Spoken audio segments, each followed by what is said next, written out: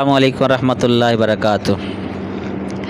जी नाज़रीन इकराम, आज हम ज़कात के उन्वान पे गुफ्तगू करेंगे कि ज़कात कुरान मजीद में इसका बार बार ज़िक्र आया। अल्लाह ताला ने नमाज के साथ बार बार ज़िक्र किया अकीमुस्सलात व आतुज़ ज़का, कि ज़कात को अदा करो।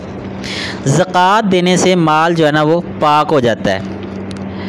तो नबी सल्लल्लाहु अलैहि वसल्लम ने फरमाया कि अगर बंदे के पास माल इतना हो कि वो निसाब को पहुँचे और उसके ऊपर 1 साल गुज़र जाए तो उसके ऊपर ज़कात फ़र्ज़ होती है। ज़कात जो है ना वो 2.5% के हिसाब से है, उसकी शरह 2.5% है ज़कात जो अदा करनी है। मसलन 100 रुपये पे 2.5 रुपये ज़कात जो है ना ये फ़र्ज़ है।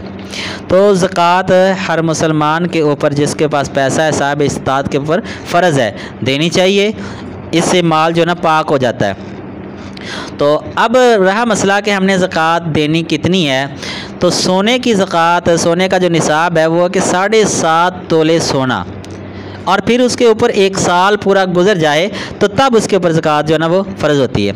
इसी तरह चांदी का निसाब है 52.5 तोले चांदी, और उसके ऊपर भी 1 साल गुजर जाए तो फिर उसके ऊपर ज़कात लागू होती है, या इन दोनों में से इनके रकम के बराबर पैसा हो, तो कीमत के बराबर पैसा हो तो फिर उसके ऊपर 1 साल गुजर जाए तो ज़कात फ़र्ज़ होती है।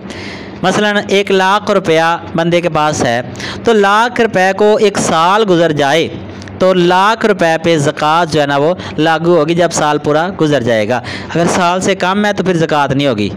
तो इसलिए साल का पूरा होना भी लाजमी है और उस माल को निसाब तक पहुंचना वो भी लाजमी है। अब रहा मसला, बाज़ औक़ात ऐसा होता है कि ज़्यादा पैसे होते हैं तो पता नहीं चलता कि उसका हिसाब कैसे लगाएं, कि भाई ज़कात हम कितनी निकालें कैसे। तो इसका मोटा सा फार्मूला ये है कि जितने भी पैसे हो ना आपके पास, जितने भी पैसे हो, अगर आपने उसका हिसाब लगाना है ज़कात कितनी बनती है, तो आप उसको 40 पे तकसीम कर दें। 40 पे तकसीम कर दें, जितना जवाब आएगा वो ज़कात होगी, उतनी आपने ज़कात देनी है। तो ये आसान सा और मोटा सा हल है कि अगर आपको नहीं समझ आ रही, बाज़ औक़ात पैसे जनाब लाख से ऊपर नीचे हैं, 2 लाख 5 10 और उससे ऊपर नीचे पैसे हों तो नहीं समझ आती भी कितने कैसे ज़कात निकालनी है। तो 40 पे तकसीम कर दो, जितना जवाब आएगा वो उसकी ज़कात बनती है। वल्लाहु आलम बिस्सवाब।